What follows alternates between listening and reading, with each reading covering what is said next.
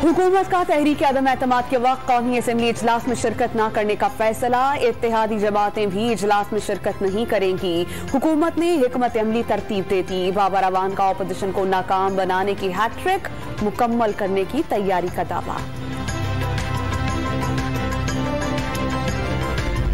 तहरीक अदम एतमाद अपोजिशन की सियासी मौत। मुखालफीन ट्रैप हो गए, हाथ खुल गए। पहला निशाना आसिफ अली सरदारी, दूसरे पर शहबाज और तीसरे पर फजलुर रहमान होंगे।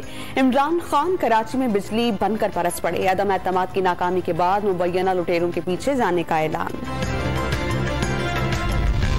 वज़ीर आज़म से अरकान कौमी असम्बली की मुलाकात। MNA आमिर तलाल, गोपांग, रजा नसरुल्लाह घुम्मन और खान मोहम्मद जमाली मुलाकात करने वालों में शामिल। हल्कों के मसाइल पर बातचीत।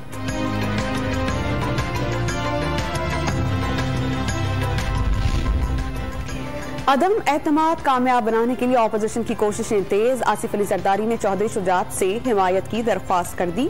शहबाज शरीफ ने सिराजुल हक से ताउन मांग लिया।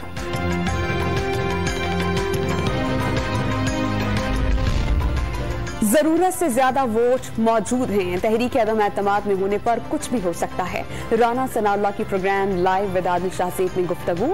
तहरीक अदम एतमाद की कामयाबी के बाद सदर को खुद ही मुस्ताफी होने का मशवरा भी दे दिया।